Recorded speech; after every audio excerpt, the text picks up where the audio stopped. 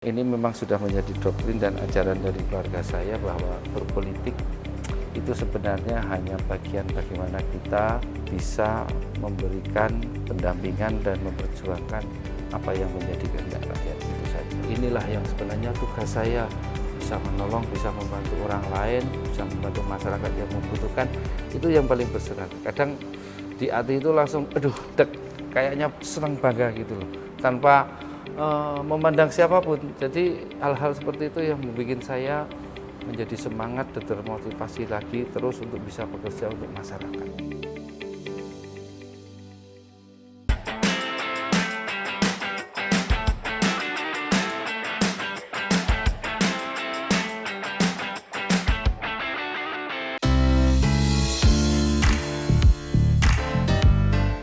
Assalamualaikum warahmatullahi wabarakatuh. Apa kabar semuanya?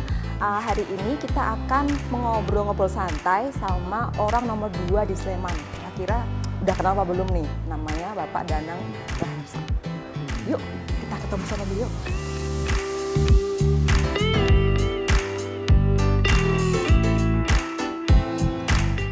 Misi Pak. Halo Mbak Sekar. Gimana? Aduh, kabar? ganggu ya Pak, kayak banyak kerjaan banget kayaknya. Biasa. Saya kalau nggak diganggu malah susah. Nah. Waduh. Apa kabar Pak? Udah lama nggak ketemu. Baik. Gimana Mbak Sekar juga? Ayo duduk sini Iya, lah. ini mau duduk Pak. Iyalah. Ini udah lama banget saya nggak main-main ke Pemda Pak. Oke. Lupa jalannya nggak? Hampir Pak, saya agak, ini gedung baru ya Pak ya, sering lama saya saya nggak sampai nggak tahu kalau ini ternyata gedung baru gitu.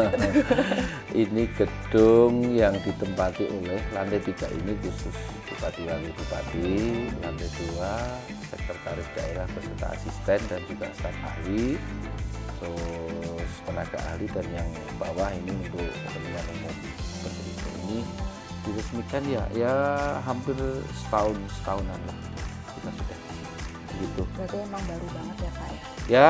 Ya lumayan lah. Dulu kan di selatan sini, sekarang di sini. Gimana, Mbak? Bapak ini kalau kita ngobrol-ngobrol gitu bisa kan ya Pak ya? Oke, Cukup waktu, bisa. mungkin 4 jam saya Pak ya? Kalau saya paling minimal kalau ngobrol ya setengah hari lah. Waduh, ternyata lebih lama. Kalau 4 jam belum ini. Belum Tapi lama begitu. biar lebih seru Pak, kayaknya kita sambil jalan-jalan sama Pak jalan-jalan keluar. Oh boleh. Ayo. Sambil lihat kan gedungnya baru Pak ya kan? Ya Mungkin kayak Bapak gini mau- lah, kayak gini ya. Iya, Pak mungkin kasih tahu saya selain kantor Bapak yang Ya. nyaman ini ya Pak ya. Oke. Tapi Bapak kalau di kantor lebih sering di dalam kantor atau Nah, kayaknya sih Pak? itulah. Saya kebanyakan kalau jam kerja pasti seringnya di luar. Masuk kantor kira-kira jam 2 siang sampai sore, sampai bahkan waktu ini baru masuk. Karena kalau pagi banyak acara-acara kemasyarakatan juga yang harus saya hadiri. Jadi, wah duduk mana nih? Ambil jalan-jalan aja Pak. Oh gitu? Iya, kan Oke, gedungnya boleh, baru boleh. nih, Bapak nggak mau pamer-pamer apa gitu di sini. Waduh, kalau pamer apa yang dipamerin? Oh iya. Yang penting ini representatif aja untuk pelayanan di masyarakat lah. Untuk aksesnya mudah karena untuk disabilitas tadi ada AC dan juga ini jalan melingkarnya kan memang untuk disabilitas ini. Oh, Jadi, makanya emang sengaja dibuat ini ya Pak ya, apa namanya? Bukan tangga gitu ya Pak ya. ini biar nanti siapapun masyarakat umum juga bisa lah menggunakan ini, dan kalau kemana-mana juga mudah. Seperti itu, Mbak. Oke, seru Mana? banget sih. Ya seperti inilah. Pokoknya dalam AC saya memang menghendaki ini pintu kalau pagi selalu dibuka biar udaranya nanti bergantian, sinar matahari masuk sehingga sirkulasi udara juga tidak terlalu ngap atau seperti itu. Lah, gitu. Oke Pak, ada lagi jalan lagi Pak. Oke, yuk. Ini monggo. misalnya kita mau sampai keliling gedung sampai habis gedungnya Pak kita keliling. Mau naik? Turun Atau aja gimana? mungkin ya Pak Oh, ya. turun ya. Oke. Kan pas sambil kita melihat-lihat, saya kenal sama motif ini Pak, motif batiknya Sleman kan ya Pak ya. Oh, ini salah satu motif batik dan juga sekarang sudah dipatenkan oleh Kabupaten Sleman menjadi simbol, namanya Sinom Parijoto. Sinom Parijoto itu salah satu tanaman khas yang ada di Lereng Merapi yang sekarang menjadi simbol ini, dimixkan dengan pohon salam. Pohon salam kan pohon andalan yang ada di Kabupaten Sleman. Yang daun-daun panjang ini ya Pak. Nah, ini seperti ini. Ini namanya Sinom Parijoto.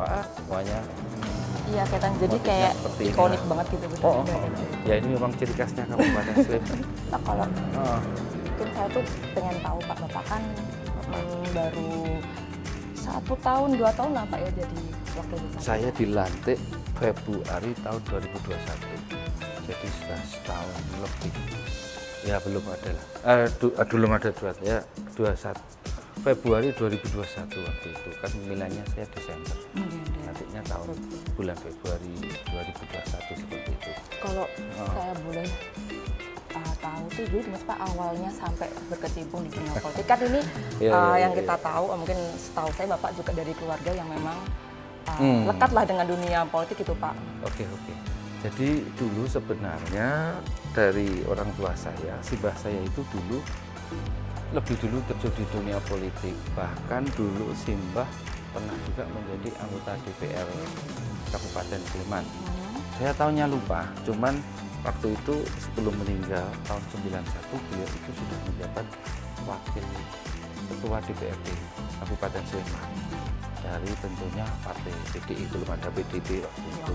Yang meninggal 91, tapi riwayatnya memang pernah menjabat 5 periode jadi anggota DPRD, jadi sekitar 25 tahun seperti itu. Nah dari situlah, walaupun dulu saya juga nggak pernah mikir, nggak pernah punya cita-cita ke sini, tapi karena lingkungan keluarga itu dari situ ya lama-lama tahu dan senang kan, seperti itu. Walaupun nggak ada sedikit pun dulu, wah saya kepengen gitu, tapi karena kebiasaan lingkungan keluarganya orang-orang politik itu tertarik. Nah masuklah saya di dunia politik waktu itu, berawal dari, kalau dari pengurus partai saya dari 98 setelah reformasi saya sudah masuk pengurus partai, karena di situ Waktu itu umur berapa Pak? berapa ya, kuliah 9. Oh masih kuliah? Masih kuliah. Wah. Waktu itu masih kuliah. Masih kuliah udah main-main politik Pak? Ya karena waktu itu kan nggak ada batasan bahwa Ya. orang kuliah tidak boleh berpolitik. Kalau ASN kan nggak boleh. Iya. Waktu itu boleh. Nah masuk di situ sampai sekarang lah. Setelah Orde Baru 98 ya, 98 sudah masuk di dunia sampai saat ini lah. Ya ini. Sampai sekarang ini Pak. Cuman seru loh Pak, saya tuh kalau ngelihat karir politik Bapak ya, di luar sebagai pengurus partai ya Pak ya. Bapak kan dulunya anggota dewan dulu. Iya. Ya kan? Betul. Maksudnya terbilang tidak terlalu lama Pak ini ya. 2014 ya Pak kalau nggak salah ya? 2014 saya masuk. Dewan dulu. Di eksekutif. Pilkada lagi, ini lagi. Masuk lagi. Iya. Kemudian kayak baru Di tengah perjalanan, oke, saya dimandatkan untuk bisa mencalonkan sebagai wakil bupati, pilihan pas itu Desember 2020.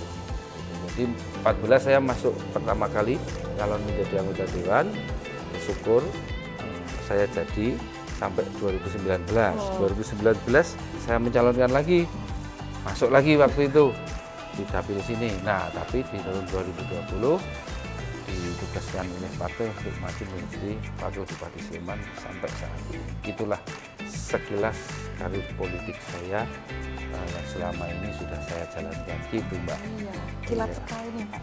Ya kan kita jadi kayak curiga nih, jangan-jangan nanti belum ini kita udah naik lagi setelah ini.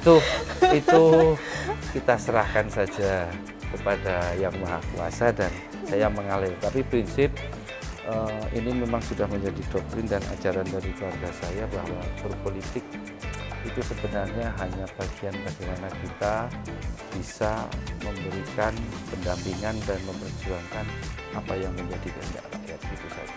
Kalau dibuat kita beban, kita harus begini, pasti kita malah susah sendiri.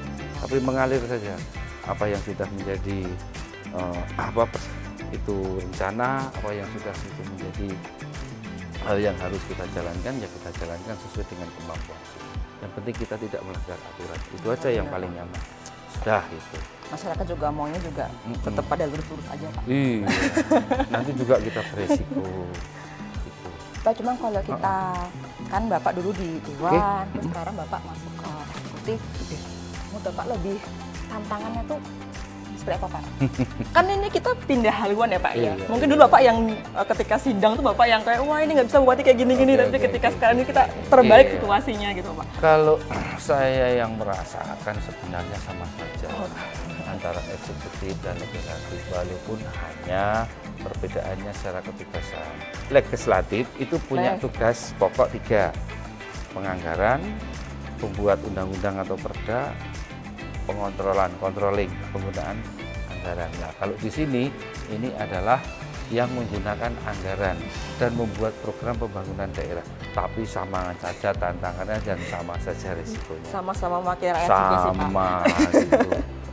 Sama situnya. Yang penting paling utama adalah bagaimana kita bisa menikmati daripada tanggung jawab yang sudah diberikan kepada kita, situ saja. Tapi kalau untuk beban pastilah semua beban, resiko pasti dimanapun semua itu jabatan beresiko. Tapi bagaimana kita bisa memanfaatkan itu, yang penting untuk kesejahteraan masyarakat. Sama-sama bisa untuk kesejahteraan masyarakat. Tergantung bagaimana kita nanti mendesain dan melaksanakan dari tugas sesuai dengan aturan. Itu saja Mbak. Wes aman aja lah gitu, ngalir pokoknya. Iya bener banget Pak. Ini lama-lama juga capek ya. Iya Pak, lumayan Pak. Ini kita kan saya jadi nanti kita sampai bawah nanti Pak, sampai dewan mungkin nanti kita perjalanan. Memang disetting seperti ini. Iya Pak, berarti kan tadi Bapak bilangnya jalan buat disabilitas kan, makanya jalannya sengaja dibuat ya, seperti ini. dibuat muter seperti ini biar ramah. Kalau nanti tidak ingin jalan muter seperti ini, ada lift juga yang bisa langsung mengakses ke lantai 1 dan lantai 2. Sehingga siapapun yang ingin bertamu, berkunjung dengan kita, ini kita tidak pernah membedakan, bisa semuanya mengakses. Seperti itu. Ya. Oke.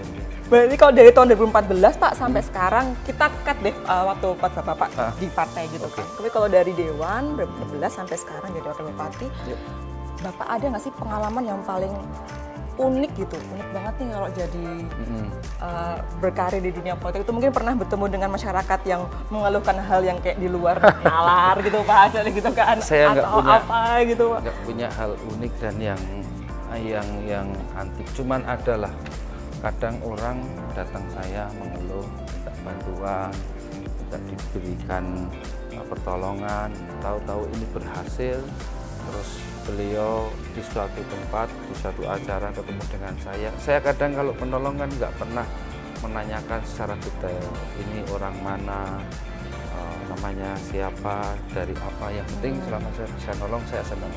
Tahu-tahu datang, terus nangis, ucapan terima kasih, itu rasanya saya sangat puas, sangat bangga lah inilah yang sebenarnya tugas saya, bisa menolong, bisa membantu orang lain, bisa membantu masyarakat yang membutuhkan, itu yang paling berserat. Kadang di hati itu langsung, aduh, dek, kayaknya senang bangga gitu loh, tanpa memandang siapapun. Jadi hal-hal seperti itu yang membuat saya menjadi semangat dan termotivasi lagi terus untuk bisa bekerja untuk masyarakat. Itu sebenarnya yang sering memotivasi saya dan membuat saya sampai saat ini itu jadi lebih giat kerja. Intinya syukurlah ternyata kerjaan saya, jabatan saya itu bisa bermanfaat untuk orang lain. Itu aja yang motivasi saya. Hal-hal yang kadang membuat kaget, wah ternyata bisa membantu orang lain. Mungkin depan dulu mikirnya awalnya kayak ya udah sih gitu kan, apa dibantu aja gitu ya Pak ya. Iya. Seperti hal-hal itulah yang menjadi saya bangga dan senang sampai saat ini. Selain politik Pak, Bapak kan sebagai orang ini ya, maksudnya kayak ya orang biasa gitu yang pasti punya hobi juga. Di sela-sela Bapak kesibukan yang dari pagi katanya udah keliling-keliling seluruh Sleman sampai nanti kita kerja sore itu Bapak masih sempat buat ngelakuin hobi-hobinya gitu. Kalau berbicara hobi memang saya dari kecil hobinya olahraga. Sebenarnya olahraga apapun saya bisa walaupun tidak bagus, tapi ada 2 olahraga yang saat ini menjadi favorit saya yang memang dari kecil, dari SD ini sudah saya lakukan, yaitu bermain tenis dan bola voli. Tenis dan bola voli. Saya kelas 3 SD sudah berlatih tenis dan sering mengikuti kejuaraan Bupati Cup, karena waktu itu Pak Bupati sering mengadakan turnamen di sini. Dan kelas 5 naik kelas 6 SD saya ikut di salah satu klub voli yang ada di DIY. Bahkan sampai sekarang jadi keterusan karena hobinya dari kecil seperti itu. Berarti bukan cuma hobi dong Pak, Bapak bahkan jadi kayak profesional gitu nggak sih Pak? Atlet ya Pak, atlet kan dari ikut pertandingan Pak dari SMP udah. Profesional sih tidak, ya bisa-bisa saja. Tapi kadang kalau ditandingkan dengan selevel di lingkungan Pemda sini lumayan lah dapat juara walaupun tidak harus juara satu. Ya bener ikut Tapi rame-rame lumayan, ya Pak. iya seperti itu. Itulah hobi itu. Banyak juga hobinya mungkin traveling, naik motor, touring. motoran. Iya, Terus dengan Touring-touringnya Pak. ya terutama di beberapa destinasi wisata, di wisata alam dan lain sebagainya. Oh, kalau pas ada waktu dan tidak ada kegiatan kemasyarakatan, pastilah sekali dua kali menyisipkan itu. Mancing juga seneng. Pokoknya saya senangnya kalau mancing. hobi yang berbau dengan alam lah. Mancing di mana berarti Pak? Kalau mancing? Kalau saya senangnya di sungai, karena tidak target untuk mendapat ikan Harus atau dapat yang- banyak, iya, iya. tapi dapat manfaatnya karena melatih kesabaran. Oh iya. Dapat nggak dapat, tetap ditungguin itu pancingnya. Bener-bener Pak. Itu Mbak. Saya nggak bisanya itu Pak, saya orang yang nggak sabar. Itu kalau nunggu mancing nggak bisa kayak. Nah itulah bedanya mancing di kolam sama mancing di sungai. Kalau di kolam kan kelihatan ikannya Langsung pasti dapat. dapat. Bener-bener. Itulah gitu. Pak kalau tadi kita ngomongin hobi, ada nggak sih Pak Bapak kan katakanlah Pak suka main volley gitu. Ya. Ada nggak sih Pak nilai-nilai dari permainan volley itu sendiri yang bisa kita, wah ini bisa nih terkait dengan kayak Bapak tuh memimpin gitu. Jadi olahraga voli itu kan olahraga tim. Mm-mm. Tidak bisa dilakukan dengan sendiri atau satu orang saja. Butuh 6 orang yang mungkin ketugasannya berbeda-beda. Ada yang melakukan passing, receive, ada yang melakukan umpan, ada yang melakukan service. Ini tentunya bisa untuk belajar di dalam kita di saat melakukan kegiatan atau menyusun program. Jadi pimpinan itu kan tidak bisa melakukan kegiatan atau sukses tanpa ada orang di lingkungannya yang membantu. Jadi kita tidak bisa sendiri. Ada tim ya Pak? Nah, itu mengajarkan kita bagaimana leadership kita di situ sebagai seorang pemimpin harus bisa ngayomi, melibatkan personelnya di bawahnya dan memberikan kepercayaan kepada personel ini masing-masing untuk bisa menyelesaikan tugasnya. Nah, itu jadi Tetap ada gunanya. Nah, selain itu juga melatih mental dan kesabaran.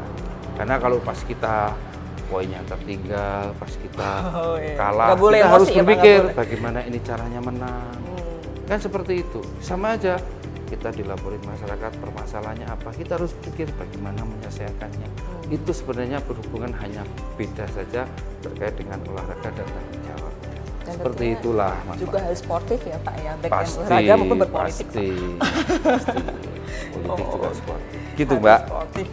Iya Pak, kita udah sampai di lantai berapa nih Pak? Lantai Ini 2 lantai ya, Pak?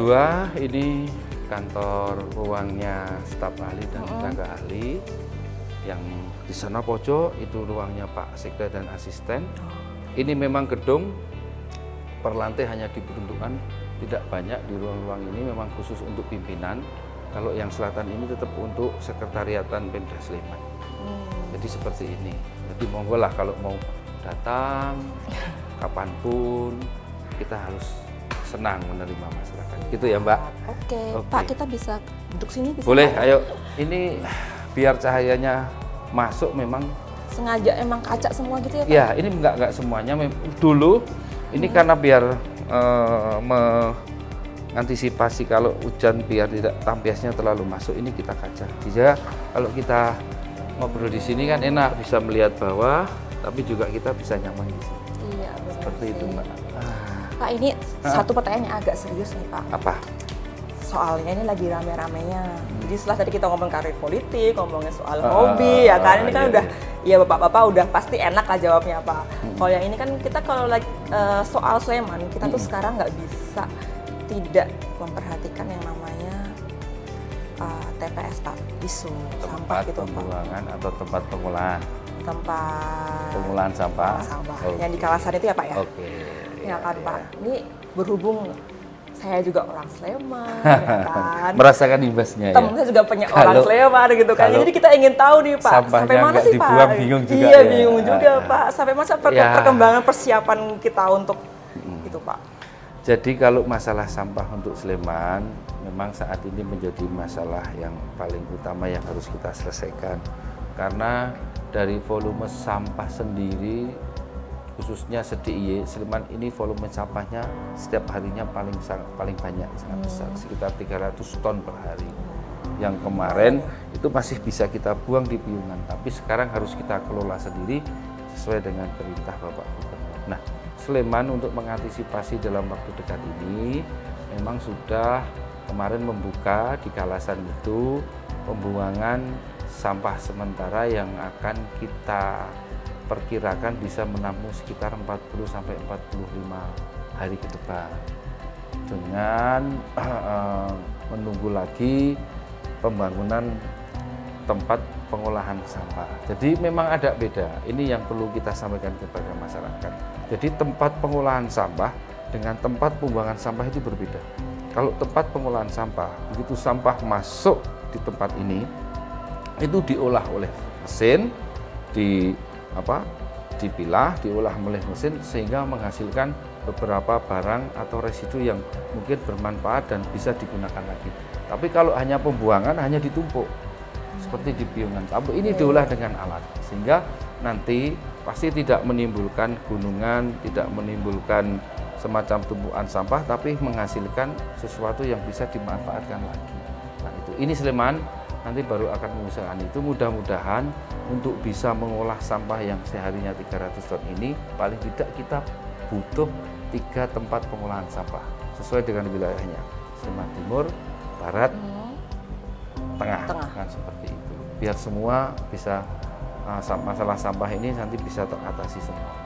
Itu yang dilakukan. Karena tapi waktu dekat ini untuk mengantisipasi sampah agar tidak liar, ini kita gunakan di tempat pembuangan sampah di Taman Mata ini, walaupun dengan konsep yang sudah kita rencanakan, dilapisi dengan geomembran, disemprot dengan cairan yang biar tidak bau sehingga tidak menimbulkan pencemaran dan permasalahan bagi warga sekitar. Gitu, Mbak. Iya Pak, yang penting biar warganya nggak pada protes Pak. Iya betul, betul. Karena ya memang yang paling sulit di Sleman ini terkait dengan pengolahan pembuangan sampah ini adalah lokasinya, karena biasanya banyak warga yang menentang. Tapi mudah-mudahan nanti untuk tempat pengolahan sampah ini beda lah dengan pembuangan. Gitu Mbak, kira-kira. Mohon doanya saja. Lancar-lancar aja ya Pak. Iya, termasuk saya juga minta dukungan warga Sleman untuk bisa pahami. Ini kan masalah bersama sebenarnya. Hanya kita yang mempunyai kewajiban itu. Gitu ya. Oke. Makasih Pak untuk soal sampah tadi, kita udah agak tenang nih. Oh ternyata oke, dia disiapkan semuanya. Iya. Satu pertanyaan lagi Pak. Satu aja. Ini pertanyaannya nggak seini sih Pak. Hanya sebagai sesama warga Sleman aja sih Pak. Bapak kan Sleman ya, asli Sleman ya Pak ya. Saya juga lahir, besar, sekolah di Sleman gitu Pak. Sama. Kalau Bapak ini, kalau Bapak sebagai orang Sleman itu tim makan jadah tempe digabung apa dipisah? Tergantung moods. Kapan dan di mana kita makan. Kalau di rumah biasanya jadah dan tempe itu pasti pisah-pisah, tangan kiri dan tangan kanan. Jadi enak, jadah tempe kan gitu. Tapi kalau di acara kebanyakan saya gabung, saya tumpuk. Karena apa? Biar makannya cepat. Ya, kalau di rumah kan nyantai sambil lihat ini. Karena kadang juga kita mood-moodnya beda, pengen makan tempenya saja atau mungkin iya Pak, teman saya ada yang tempenya buat lauk Pak malahan. Itu kalau digabung kan harus dimakan semua. Iya benar. Padahal kalau di rumah kan ini yang tempenya bacem bisa buat makan dengan jangan kori, dengan duduk kan gitu. Iya benar. Jatahnya bisa digoreng. Itu prinsip. Seru banget sih, kita tahu Bapak ternyata orangnya fleksibel Pak. Jadi bisa tadi gabung tadi fleksibel lah. Seneng aja ngobrol dengan Oke Pak, kalau gitu saya makasih banget ditemenin ngobrol. Bapak udah menjawab pertanyaan-pertanyaan saya yang ya kadang-kadang agak aneh juga yang terakhir, gak apa-apa ya Pak ya. Apa-apa, lucu deh. tapi masuk. Masuk. Maksudnya masuk itu memang itu sesuatu yang kadang ditanyakan, tapi realitanya sering kita rasakan. Iya bener Pak. Oke Pak, berarti saya berharap lain kali kita bisa ketemu lagi sama-sama. Sama kasih ya. Jangan kapok apa ngobrol sama saya ya Pak ya. Thank you. Oke, mari Pak. Semangat, sukses ya. Iya Pak.